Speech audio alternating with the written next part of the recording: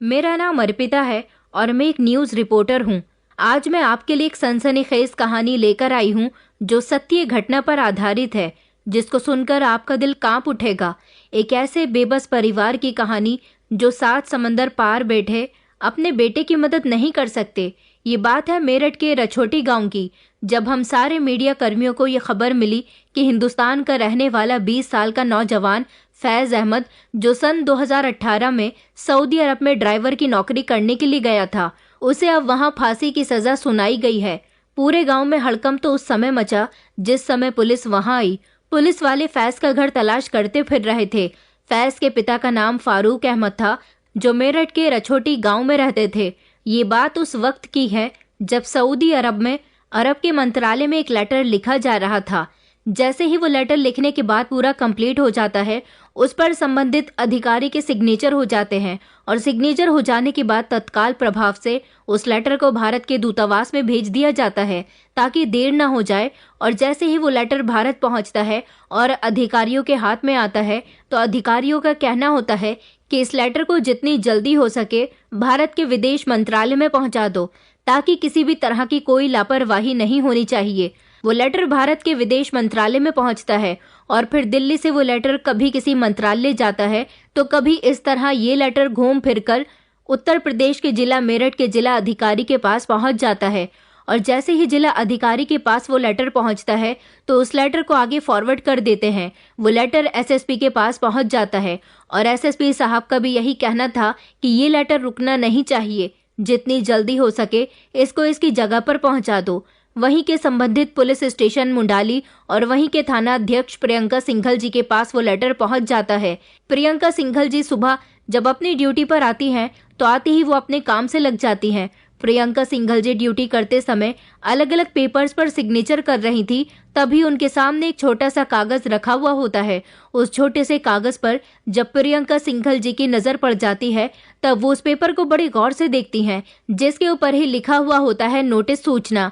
इस नोटिस सूचना की गंभीरता को देखते हुए प्रियंका सिंघल जी, जो अपने थाने की एसएचओ होती हैं, वो अपनी टीम को लेकर फौरन ही गांव की तरफ रवाना होती हैं, क्योंकि रछोता गांव उन्हीं के ही थाना क्षेत्र में लगता है। फिर वो अपनी टीम के साथ वहां जाकर पूछताछ करती हैं। उस गांव की लगभग 10,000 के करीब की आबादी थी। अब 10,000 की आबादी में उन्हें फैज अहमद के परिवार का पता लगाना था, क्योंकि ये बहुत बड़ा गांव था। वो वहां जाकर घर घर पूछताछ कर रही थी कि यहाँ पर कोई फारूक अहमद नाम का आदमी रहता है, जिसके बेटे का नाम फैज अहमद है। जैसे ही पुलिस वहां पर पूछताछ करती है, तो वहां के लोगों में हड़कंप मच जाता है। लोग डरने लगते हैं कि आखिर पुलिस यहाँ पूछताछ करने के लिए क्यों आई है और किसी ऐसे इंसान के बारे में पूछताछ क्यों कर रही है, क्योंकि बहुत सारे लोग पुलिस को देखकर डर भी जाते हैं। इसीलिए सारे ही लोग पुलिस के सामने खामोश खड़े हुए थे। लेकिन पुलिस वालों को भी थोड़ी परेशानी का सामना करना पड़ा। आखिरकार वो लोग पूछते पूछते फारूक अहमद के घर तक पहुंच गए थे। जब फारूक अहमद के घर का दरवाजा बजता है, तो उनके घर का दरवाजा खोलने के लिए उनकी बेटी आती है। पुलिस को देखकर वो लड़की बहुत घबरा गई थी। वो फौरन ही घर के अंदर गई और अपने पिता को बुलाकर लाई। एसएचओ प्रियंका सिंघल ने उनको अपनी पहचान बताई और कहा कि आपको घबराने की जरूरत नहीं है, हम आपसे कुछ जरूरी बात करने के लिए आए हैं। क्या आपके बेटे का नाम फैज अहमद है? वो घबराते हुए कहते हैं कि जी हाँ, हमारे बेटे का नाम यही है। प्रियंका सिंघल जी ने फारूक अहमद को एक ऐसी खबर सुनाई जिसे सुनकर उनके होश उड़ गए थे। उन्होंने कहा कि आपके बेटे को फांसी की सजा सुनाई गई है और वो फिलहाल जिहाद सेंट्रल जेल सुमेसी सऊदी अरब के अंदर है। आपको अगर कोई दिक्कत या परेशानी नहीं हो तो आप अपने बेटे की मदद कर सकते हैं। अगर आपको कोई ऐतराज न हो तो आप दया याचिका दर्ज करना चाहते हैं, अपने बेटे की सजा को कम कराना चाहते हैं या फिर माफ करवाना चाहते हैं, तो आप दया याचिका डाल सकते हैं। आपको ऐसा करने का मौका दिया गया है। अगर वहां की सरकार को ठीक लगेगा तो हो सकता है कि आपका बेटा बच जाए, और अगर उन लोगों को ठीक नहीं लगा तो आपके बेटे की मौत पक्की है। जैसे ही ये खबर उनको दी जाती है, ये सूचना मिलने के बाद फैज के पिता की हालत बहुत खराब हो जाती है और उसके बाद उनके पूरे परिवार पर रोना धोना शुरू हो जाता है। देखते ही देखते उनके परिवार के सारे सदस्य और आसपास के लोगों को ये खबर मिल जाती है कि फैज को सजा होने जा रही है।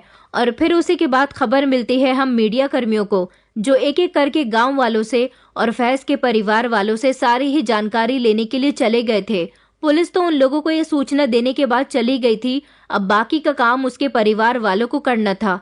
तो चलिए हम आपको बताते हैं कि फैज आखिर सऊदी अरब तक कैसे पहुंचा, उसके साथ वहां क्या क्या हुआ और उसके साथ अब वहां आगे क्या होगा। खबर मिलने के बाद हम मीडिया कर्मी भी फैज के माता पिता से इंटरव्यू लेने के लिए पहुंचे। हालांकि वो लोग हमें इंटरव्यू देने के काबिल तो नहीं थे, मगर फिर भी उन लोगों से जितना हो सका उन्होंने हमें बताया।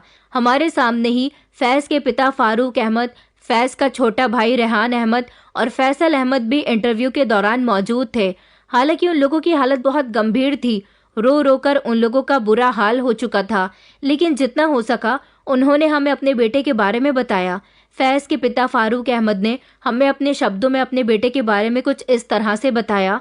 उन्होंने कहा कि हम लोग इस मामूली से गांव में रहते हैं, यहाँ पर ज्यादा कारोबार नहीं है। यहाँ से ज्यादातर लोग कारोबार के लिए दूसरे शहर में जाते रहते हैं। 10,000 की आबादी में लगभग 600 से 650 लोग ऐसे हैं जो सऊदी अरब में जाकर नौकरी कर रहे हैं।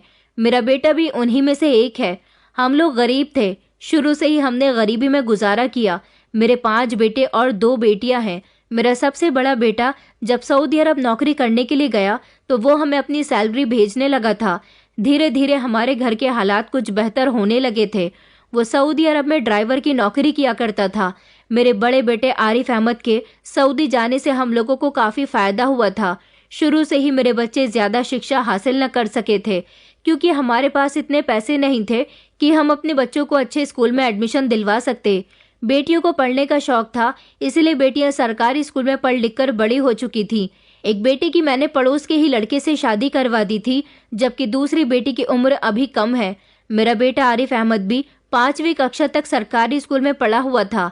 फैज भी हमारे ही गांव के सरकारी स्कूल में 7वीं कक्षा तक पढ़ा और फिर उसके बाद उसने काफ़ी कोशिश की कि वो भी पैसे कमाने लगे, मगर हमारे गांव में ऐसी कोई नौकरी नहीं थी जिससे ज़्यादा पैसे मिल सकते हैं या फिर हमारे घर का गुजारा अच्छे से चल पाता। फैज की उम्र 14 साल थी। फैज के बड़े भाई ने कहा था कि फैज बालिग हो जाएगा तो उसका भाई आरिफ उसे अपने साथ सऊदी अरब बुला लेगा और फिर दोनों भाई मिलकर जब पैसे कमाएंगे तो छोटे बहन भाइयों की भी शिक्षा ठीक चलेगी। फिर 7 साल के बाद ऐसा ही हुआ था। जब फैज की उम्र 20 साल हुई तो उसके माता पिता ने उसे भी उसके बड़े भाई आरिफ के साथ सऊदी अरब भेज दिया था और फिर दोनों भाई मिलकर वहां ड्राइवर की नौकरी करने लगे थे। फैज के पास सऊदी अरब जाने के बाद ज़्यादा पैसे तो नहीं आते थे, लेकिन इतना सहारा उसके माता पिता को मिल गया था कि उन्होंने छोटे भाई बहन की शिक्षा चालू करवा दी थी। अभी हाल फिलहाल में तो फैज का भाई रेहान अहमद तो पुलिस में जाने की तैयारी कर रहा है और उससे छोटा वाला बेटा शहर के प्राइवेट स्कूल में पढ़ाई कर रहा है, जबकि उसकी छोटी बहन भी शहर से एमए कर रही है। 5 साल पहले जब फैज सऊदी अरब गया था तब उनके घरेलू हालात ज़्यादा अच्छे नहीं थे, लेकिन उसके बाद धीरे धीरे जब दोनों भाइयों ने मिलकर थोड़ी बहुत सैलरी यहाँ भेजनी शुरू की तो माता पिता को कुछ सहारा मिलने लगा था और बाकी के भाई भी जैसे जैसे बड़े हो रहे थे वो पैसे कमाकर अपने माता पिता के हाथ पर रखने लगे थे। जिंदगी बस ऐसे ही चल रही थी कि बच्चे पैसे कमाया करते थे और घर का गुजारा हो जाया करता था। परिवार में कुछ सेविंग्स नहीं हो पा रही थी। फारूक अहमद ने बताया कि फैज मेरे दूसरे नंबर का बेटा है। फैज अहमद अपनी 20 साल की उम्र में 2018 में जब अपने बड़े भाई आरिफ के साथ सऊदी अरब चला गया था तब वो ज़्यादा पढ़ा लिखा भी नहीं था। उसका भाई छुट्टियों में यहाँ पर आया हुआ था और फिर उसके बाद उसने अपने छोटे भाई को भी यहाँ से ले जाने का बंदोबस्त करवा लिया था। उसके सारे डॉक्यूमेंट तैयार करवाए और फिर दोनों भाई सऊदी अरब चले गए थे अपने काम को अंजाम देने के लिए, ताकि पैसा कमा सके और अपने घरेलू हालात बेहतर कर सके। फैज के पिता ने बताया कि मेरे बेटे को सिर्फ एक ही काम आता था, वो सिर्फ ड्राइवरी ही कर लेता था, जबकि बड़ा बेटा आरिफ जेंट्स कपड़े सिलना भी जानता था। फैज किसी भी तरह का वाहन चला लेता था क्योंकि उसके भाई ने पहले ही कहा हुआ था कि आने वाले समय में वो उसे भी अपने साथ ड्राइवर की नौकरी पर सऊदी अरब ले जाएगा। इसलिए उसने पहले ही हर तरह का वाहन चलाना सीख लिया था, जैसे कार, बाइक, इन सब चीज़ों को चलाने की वो पहले ही तैयारी करके यहाँ से गया था और सारे डॉक्यूमेंट्स भी उसके पास थे। उन्होंने बताया कि कुछ दिन तो फैज अपने भाई के साथ रहा था, वहाँ घूमा फिरा और फिर उसके भाई ने उसकी नौकरी एक कंपनी में लगवा दी थी। मेरा बेटा वहाँ पर ड्राइवर की नौकरी किया करता था। शुरू शुरू में जब हमारी उससे फ़ोन पर बात होती थी तब वो हमसे कहता था कि यहाँ पर सब कुछ ठीक है, लेकिन कुछ दिनों के बाद जब उसे सैलरी मिलना शुरू हुई तो उसने हमसे शिकायत करनी शुरू कर दी कि उसे ऐसा लगता है जैसे यहाँ उसे ड्राइवरी ज़्यादा करवाई जाती है और उसकी सैलरी बहुत कम है। उसने हमें बताया कि अगर वो यहाँ की बजाय किसी दूसरी जगह स्विच करेगा तो उसे ज़्यादा सैलरी मिल सकती है। उसने यही बात अपने भाई आरिफ को भी बताई तो उसके भाई ने कहा कि मैं तो शुरू से ही यहाँ पर नौकरी कर रहा हूँ, मुझे तो सैलरी सही मिल रही है, तुम अभी नए हो, धीरे धीरे तुम्हारी सैलरी बढ़ेगी। मगर फैज़ को लगा कि जब वो इतनी दूर आया है तो उसे पैसे भी ज़्यादा मिलने चाहिए, इसलिए वो वहाँ पर हर दिन काम तो ज़रूर करता था, लेकिन उसे हमेशा कम सैलरी पर अफसोस होता था। उसका भाई तो लगभग 7-8 साल पुराना हो चुका था। उसने कहा था कि वो वहाँ पर फैज़ की सैलरी बढ़ाने की बात करेगा, लेकिन फैज़ को अफसोस हो रहा था और उसे इंतज़ार था कि उसकी सैलरी कब बढ़ेगी। मगर बढ़ते दिनों के साथ साथ भी उसकी सैलरी नहीं बढ़ रही थी। वो यही सोच रहा था कि जिस हिसाब से मैं यहाँ पर आया हूँ उस हिसाब से मुझे पैसे नहीं मिल रहे। वो यही सोचता रहता था कि अपनी सैलरी से हम कुछ भेजें तो क्या भेजें, अपने लिए कुछ पैसे बचाएं तो कितने बचाएं और कैसे बचाएं, वो खुद अगर खाए तो क्या खाए। यही सब सोचते सोचते धीरे धीरे उसका 1 साल किस तरह गुजर गया था, उसे कुछ पता ही नहीं चला। वो हमसे भी अपनी सैलरी की बात करता तो हम उसे समझा दिया करते थे कि बेटा अभी तुम्हें वहाँ गए हुए समय ही कितना हुआ है, धीरे धीरे सब कुछ ठीक हो जाएगा। लेकिन 1 साल के बाद उसने दूसरी कंपनी में स्विच कर लिया था। उस कंपनी का नाम अल जाफर था और वहाँ पर भी वो ड्राइवरी ही कर रहा था, लेकिन इस कंपनी में मेरे बेटे को सैलरी भी ज़्यादा मिल रही थी। उसकी लाइफ एकदम से बढ़िया चल रही थी, वो बहुत खुश रहने लगा था। वो इस बात से बेफिक्र था कि अगर वो इतनी दूर गया है तो वहाँ जाकर उसे कुछ प्रॉफिट हो रहा है, जबकि उसका भाई भी अब उसकी ज़्यादा सैलरी पर खुश होने लगा था। आरिफ दूसरी कंपनी में था और फैज़ दूसरी कंपनी में था। दोनों भाई एक ही शहर में रहते हुए एक दूसरे से मुलाकात कभी कभी कर लिया करते थे, मगर दोनों के मालिक अलग थे और दोनों ही रहन सहन भी अलग रखते थे। और फिर 1 साल और इसी तरह से गुजर गया था। फैज़ को किसी तरह की कोई परेशानी नहीं थी, वो बहुत खुश था। उसे तो ऐसा लगता था जैसे उसकी मुँह मांगी मुराद पूरी हो गई है। उसकी लाइफ भी बहुत अच्छी चल रही थी। हमारी जब भी उससे फ़ोन पर बात होती थी वो हमसे यही कहता था कि मैं बहुत खुश हूँ, मेरा काम यहाँ पर बहुत अच्छा चल रहा है, जैसा मैं चाहता था वैसा ही हो रहा है। वैसे तो हमें फैज़ आरिफ से भी ज़्यादा पैसे भेजता था। हमारे घर के हालात धीरे धीरे बदलने लगे थे। उसके बाद ही हमारे बाकी बच्चों की पढ़ाई भी अच्छी चलने लगी थी।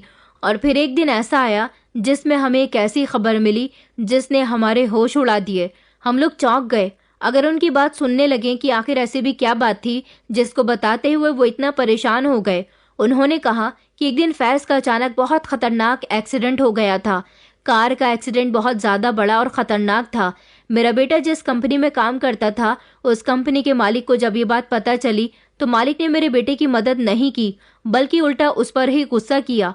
मालिक को फैज़ का नुकसान दिखाई नहीं दे रहा था, उसको भी तो चोट आई थी। मालिक का कहना था कि नुकसान तो सिर्फ मेरी गाड़ी का हुआ है। कंपनी के मालिक को इतना गुस्सा आ रहा था कि वो किसी की बात सुनने के लिए तैयार नहीं थे।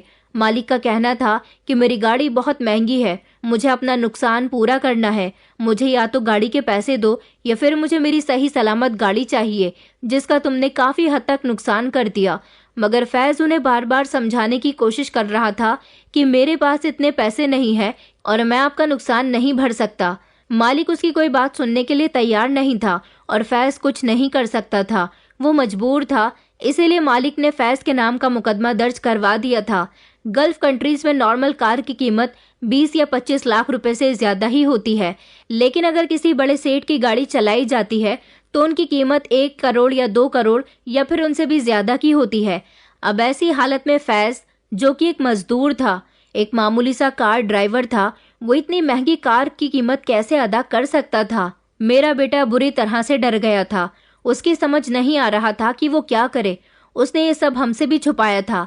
वो जानता था कि उसका मालिक बहुत अमीर आदमी है, वो कुछ भी कर सकता है, इसलिए वो डरकर वहां से भाग गया। वो भागकर भी सऊदी अरब में ही छुप गया था। वो वहां से भागकर भी कहाँ जा सकता था, क्योंकि इतनी आसानी से उसका इतनी दूर से यहाँ आना भी पॉसिबल नहीं था। वो सऊदी अरब में ही जगह जगह छुपता फिर रहा था। उसके दिन रात खराब हो चुके थे। वो अपने भाई से मिलना चाहता था, लेकिन उसे पता चला कि उसका भाई भी जिस शहर में वो लोग थे वहां से कहीं दूसरी जगह गया हुआ है, इसलिए उसका अपने भाई से भी कांटेक्ट नहीं हो सका था। वो जितने लोगों को सऊदी अरब में अब तक जान चुका था उनके आसपास छुप रहा था ताकि उसे मालिक ना पकड़ ले। उसे मालिक तो ना पकड़ सका, मगर मालिक की भेजी हुई पुलिस ने उसे आखिरकार ढूंढ ही निकाला था और फिर उससे पूछताछ की कि तुम हमसे भाग क्यों रहे हो और बताओ तुम्हारे साथ क्या हुआ था। फैज के साथ जो कुछ भी हुआ था उसने पुलिस वालों को बता दिया कि ड्राइवरी करते समय उसका गाड़ी के साथ बहुत जोरदार एक्सीडेंट हो गया था, जिसमें उसकी जान भी बाल बाल बची थी और उनकी कार का काफी नुकसान हुआ था। उसका मालिक अब कार के नुकसान की भरपाई मांग रहा है। मैं एक मजदूर इंसान हूँ, उनको इतने पैसे नहीं दे सकता। फैज ने पुलिस वालों को अपने घर की मजबूरियों के बारे में भी बताया था कि वो यहाँ अपने भाई के साथ क्यों नौकरी करने के लिए आया था। पुलिस वाले उसकी बात सुनकर इमोशनल हो गए थे। उनको फैज से हमदर्दी हुई थी और उन्होंने उससे कहा था कि तुम्हें परेशान होने की बिल्कुल भी जरूरत नहीं है। इतने में ही उस पुलिस वाले ने फैज से कहा कि मैं तुम्हारी मदद करने के लिए तैयार हूँ। तुम्हें मैं ऑफर देता हूँ कि तुम मेरे यहाँ नौकरी करो, मेरी भी गाड़ी है, मेरी गाड़ी की ड्राइवरी करो, मेरे परिवार का लाना ले जाना करो, जो भी महीने की सैलरी होगी वो मैं तुम्हें दे दिया करूंगा। पुलिस वाले की मदद पाकर तो फैज को ऐसा लगा था जैसे वो पुलिस वाला उसके लिए कोई फरिश्ता बनकर सामने आया है। इस तरह उस पुलिस वाले ने इस केस को खामोशी से दबा दिया था और फैज अब उस पुलिस वाले के यहाँ नौकरी करने लगा था। फैज यहाँ आराम से काम कर रहा था, आना जाना उसका जैसा भी होता था, उसकी जिंदगी अच्छी चल रही थी। पुरानी वाली मुश्किलों से वो बच निकला था। कई दिन इसी तरह से गुजर गए थे। जब फैज इतनी बड़ी परेशानी से निकल आया था तो उसने हमें ये बात नहीं बताई और हम बेफिक्र रहे। एक दिन वो अपने नए मालिक की गाड़ी चला रहा था जब अचानक रास्ते में चलते समय पुलिस वालों ने उसकी गाड़ी रोक ली। उस समय उसकी गाड़ी में कोई नहीं था क्योंकि वो पुलिस वाले के परिवार को उनके घर ड्रॉप करके आ रहा था। ऐसा लगता था जैसे फैज की किसी ने मुखबरी कर दी है, क्योंकि उसे कुछ इसी तरह से रोका गया था। उसे रोकते ही फौरन उसकी गाड़ी की डिग्गी खोलकर पुलिस वाले चेक करने लगे। फैज घबरा गया कि आखिर ये हो क्या रहा है। वो गाड़ी से निकलकर बार बार उन लोगों को रोकने की कोशिश कर रहा था कि आप मेरी गाड़ी में क्या चेक कर रहे हो। उसने अपने मोबाइल से अपने मालिक को फोन करने की भी कोशिश की, मगर उन लोगों ने उसका मोबाइल भी छीन लिया। पुलिस ने फैज को और उसकी गाड़ी को चारों तरफ से घेर लिया था। उसने वहां से बचने की बहुत कोशिश की और लोगों से मदद भी मांगी, मगर वो बच नहीं सका। वो खुद नहीं समझ पा रहा था कि उसके साथ ऐसा क्यों हो रहा है। पुलिस वालों ने उसकी गाड़ी से 2 नायलॉन के बैग निकाले। बैग देखकर फैज बहुत घबरा गया था क्योंकि वो इन बैग को नहीं जानता था। ये बैग उसकी गाड़ी में कहां से आए और कैसे आए। पुलिस ने जब वो बैग बाहर निकाले और उनमें से पहले वाले बैग को खोलकर देखा तो उसमें क्रिस्टल मैथ नाम का ड्रग पाया गया था। उस ड्रग का वजन लगभग 400 ग्राम था। उसके बाद पुलिस वालों ने दूसरा वाला बैग खोलकर देखा तो उसमें भी ड्रग्स थी। इस वाली ड्रग्स का नाम क्रेस था और उसका वजन 305 ग्राम था। कुल मिलाकर 705 ग्राम ड्रग्स पाई गई थी। इसके बारे में फैज कुछ भी नहीं जानता था। ये सब देखकर वो बहुत घबरा गया। उसकी समझ नहीं आ रहा था कि वो क्या करे। ये सारे नशीले पदार्थ देखकर पुलिस को बहुत गुस्सा आ रहा था और उन्होंने उसे दबोच लिया था। उसके साथ वो गलत व्यवहार करने लगे। पुलिस वाले फैज को पकड़कर पुलिस स्टेशन ले गए और वहां जाने के बाद उससे पूछताछ करने लगे। फैज का मोबाइल उससे छीन लिया गया था और उसके फोन की भी कॉल डिटेल निकलवाई जा रही थी। कॉल डिटेल से पुलिस वालों ने पता लगाया कि फैज का एक साथी भी है जो कि पाकिस्तान का रहने वाला था और उसका नाम आबिद था। पुलिस ने आबिद को भी पकड़ लिया और फैज को भी कस्टडी में डाल दिया। जब वो जेल में चले गए तो उनके खिलाफ कार्यवाही शुरू की गई। फैज के पिता हमें ये सब कुछ बता रहे थे और उसका पूरा परिवार अपनी आंखों में आंसू लिए बैठा था। सब लोग बहुत गमगीन थे। अब जो कि उन्हें ये बात पता चल चुकी थी कि उनके बेटे के साथ क्या क्या हुआ था, तो वो लोग अपनी सारी ही बातें हमसे शेयर कर रहे थे। उनका एक बेटा आरिफ जो अभी भी सऊदी अरब में मौजूद है, वो अपने भाई को बचाने के लिए जी तोड़ कोशिश कर रहा है, क्योंकि उन दोनों को ही जेल पहुंचा दिया है। इसलिए अब उनके साथ भी वैसा ही होगा जैसा हमारे देश में जब कोई जेल चला जाता है तो उसके जाने के बाद पैरवी होती है।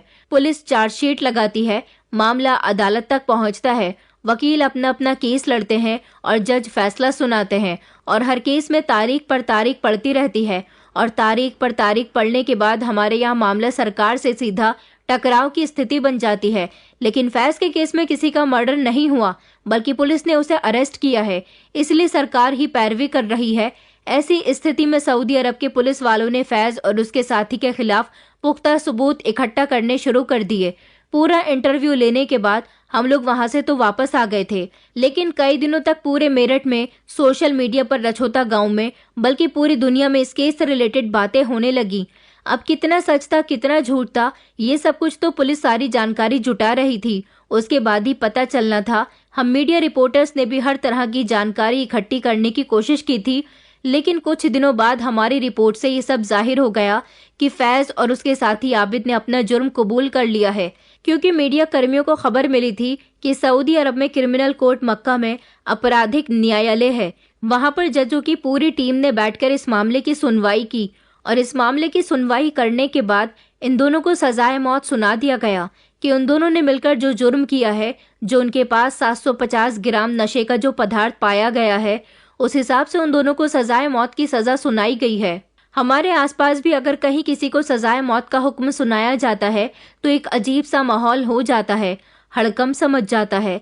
फैज जिस गांव का रहने वाला है, वहां की आबादी काफी ज्यादा है, फिर भी वहां पर ऐसा कोई घर बचा हुआ नहीं है जहां के परिवार का एक न एक सदस्य अपने देश से निकलकर दूसरे देश में नौकरी न करता हो।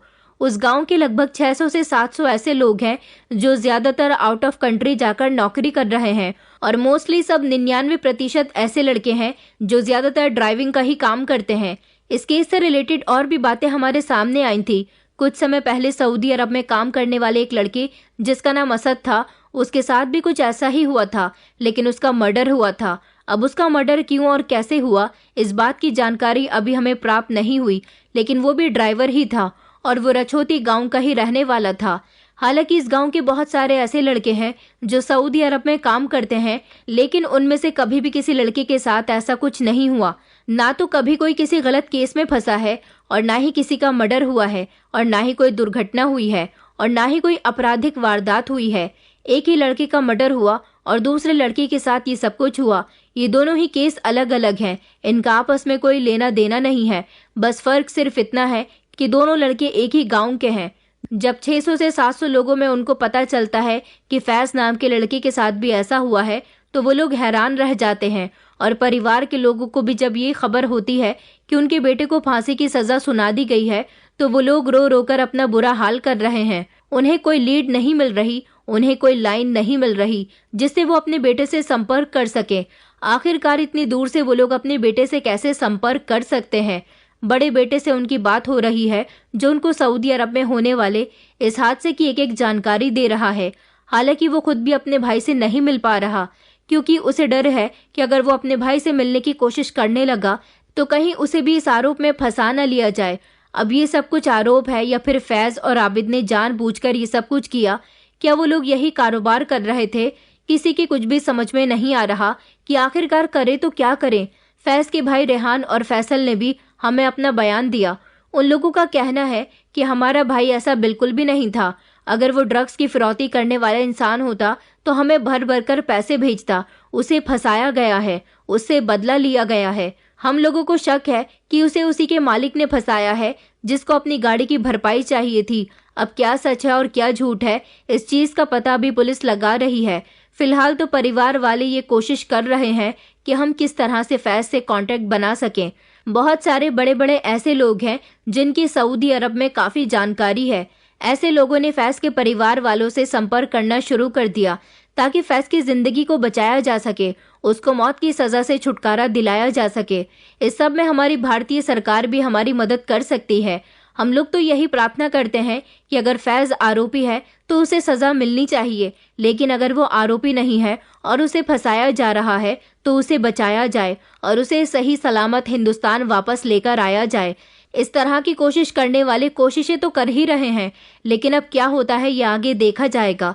विदेश मंत्रालय, भारत सरकार हो या फिर कोई बड़े नेता हो या फिर अन्य कोई माध्यम हो, टीवी का माध्यम हो, सोशल मीडिया का माध्यम हो या अखबार का माध्यम हो, इसी तरह से ये सभी लोग अपील कर रहे हैं कि किसी भी तरह उनके बेटे को बचा लिया जाए। उनका यही कहना है कि हमारा बेटा पूरी तरह से निर्दोष है। बहनों का तो रो रो कर बुरा हाल हो चुका है। माँ की भी तबीयत खराब हो गई, वो अपने लाल को देखने के लिए तड़प तड़प कर रो रही है। पिता सदमे से बेहाल हो रहे हैं और भाई इस कोशिश में लगे हुए हैं कि किसी तरह से अपने भाई को बचा सके। हालांकि सऊदी अरब के कोर्ट में जब ये केस चला तो वकीलों में आपस में बहुत बहस हुई और चार्जशीट लगाई गई। उस हिसाब से ये पता लगा कि फैज ने अपना जुर्म कबूल कर लिया। अब फैज ने अपना जुर्म क्यों कबूल किया, सबसे बड़ा सवाल तो ये है। अगर वो आरोपी नहीं है तो फिर उसने अपना जुर्म कबूल क्यों किया, और अगर वो आरोपी है तो फिर उसे बचाया जाए और उसे यहाँ लेकर आया जाए। जुर्म कबूल करने के हिसाब से फैज आरोपी साबित हो चुका है। कब उसे फांसी होगी इसके बारे में अभी तक कुछ नहीं पता चल सका। लेकिन अगर हम आंकड़ों की बात करें तो साल 2024 में 214 लोगों को मौत की सजा का हुक्म सुनाया गया है, जिसमें से भारत के 2 या 3 लोग ही बताए जाते हैं, जिनमें से एक हमारे हिंदुस्तान का फैज अहमद भी शामिल है। ये जो आंकड़े हैं वक्त के साथ लगातार बढ़ते जा रहे हैं। आगे क्या होगा क्या नहीं होगा, बताया जाता है कि ये जितने भी केसेस हैं उसमें काला जादू, हत्या, रेप, ड्रग्स इस तरह के मामले सामने आए हैं। ऐसे मामलों में सऊदी अरब में जब आरोपी साबित हो जाता है तो उसे बीच चौराहे पर लेकर जाते हैं और हजारों लोगों की भीड़ के बीच में उसके हाथ पैर बांध दिए जाते हैं। सारे लोग आपस में खड़े होकर ये सारा तमाशा देख रहे होते हैं। हाथ बांधने के बाद सर पर कपड़ा रख दिया जाता है जिससे आरोपी सामने का कुछ न देख सके, उसे सिर्फ अंधेरे में अपनी मौत ही दिखाई दे। कोई जल्लाद आता है और उसकी गर्दन कलम करके चला जाता है। ये सब कुछ दुनिया के ऐसे इतिहास में पहली बार नहीं हो रहा, बल्कि बाहर के देशों में सजाओं का भी अलग अलग तरीका होता है। जैसे हमारे देश में कानून है, उस कानून के हिसाब से आरोपी को फांसी दी जाती है। इसी तरह हर देश का अपना अलग कानून है, हर आरोपी को अलग तरह से सजा दी जाती है। गल्फ कंट्रीज में ऐसा होता है कि अगर कोई अपराध करेगा उसके लिए कानून का इतना खौफ पैदा कर देते हैं कि वो कानून का दुरुपयोग करने से पहले, कानून को तोड़ने से पहले हजारों बार सोचता है। अब देखने वाली बात यह है कि क्या फारूक अहमद अपने बेटे को बचा पाएंगे। उनके बेटे जो मेहनत कर रहे हैं अपने भाई को बचाने के लिए, क्या उनकी मेहनत सफल हो पाएगी? क्या फैज अहमद वापस सही सलामत इंडिया वापस आ सकेगा या फिर उसे सजा हो जाएगी, वो इस दुनिया से ही चला जाएगा? ये तो खैर वक्त के साथ ही हमें पता चल जाएगा। लेकिन जिस तरह की ये घटना है सऊदी अरब में या किसी भी गल्फ कंट्री में, या कोई भी ऐसे लोग जो बाहर जाकर काम करते हैं, उनके दिल में एक दहशत फैल गई है। वो लोग अपने देश से बाहर काम पर जाने से पहले 100 बार सोचेंगे और उनके दिमाग में यही चल रहा होगा कि क्या हम भी किसी साजिश का शिकार हो जाएंगे, या हमसे कोई पाप हो जाएगा, या हम अपने देश कभी जिंदा वापस लौट कर आ सकेंगे या नहीं। ऐसे लोगों के अंदर एक अजीब सा डर पैदा हो गया है। ये घटना ही इतनी खतरनाक और सनसनीखेज है कि कोई भी मामूली इंसान अब कुछ भी करने के बारे में 100 बार सोचेगा।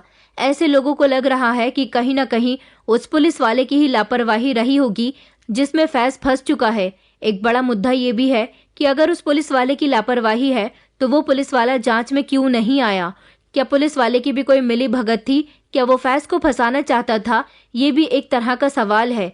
दोस्तों, हमारी ये कहानी आप लोगों तक पहुंचाने का उद्देश्य किसी को परेशान करना नहीं है, किसी का दिल दुखाना नहीं है, बल्कि आपको जागरूक करना है, सचेत करना है, ताकि आप लोग भी ऐसे हादसों को सुनकर संभल जाएं और सोच समझकर कोई भी काम करें। बस आप लोग कानून को ना तोड़ें, चाहे आप इस देश में रहें या फिर किसी और देश में। हम लोगों ने भी इस पूरी खबर को कवर किया और अब आगे भी हम लोगों की नजरें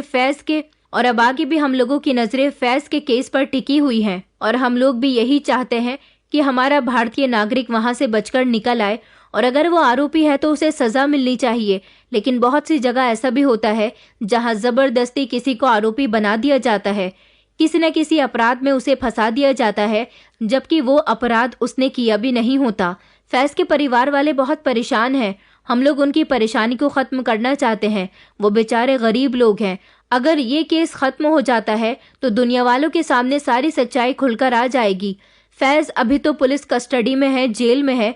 अभी उसको फांसी कब मिलेगी कब नहीं, ये अभी क्लियर नहीं हो सका, लेकिन उसके परिवार वाले अपनी तरफ से जी तोड़ कोशिश कर रहे हैं कि उनका बेटा बच सके। दोस्तों, आखिर में मैं आपसे बस यही कहना चाहूंगी कि दूसरे देश में नौकरी करने जाना अपने सपनों को पूरे करने का एक जरिया हो सकता है, लेकिन ये बेहद जरूरी है कि आप उस देश के कानूनों और नियमों का पूरा सम्मान करें।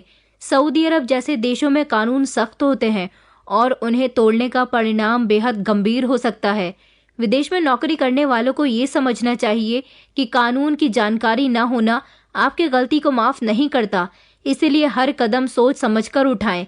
ईमानदारी से काम करें और किसी भी गैर कानूनी गतिविधि से दूर रहें। अपनी मेहनत और ईमानदारी से घर के हालात बेहतर बनाएं, लेकिन ये ना भूलें कि ये गलत कदम आपकी जिंदगी को पूरी तरह से बदल सकता है। अपने सपनों की राह पर चलें, लेकिन हर हाल में कानून और नैतिकता का पालन करें। सपनों को पूरा करने की राह में शॉर्टकट अपनाना कभी भी सही रास्ता नहीं होता। ईमानदारी और मेहनत ही सच्ची सफलता की कुंजी है।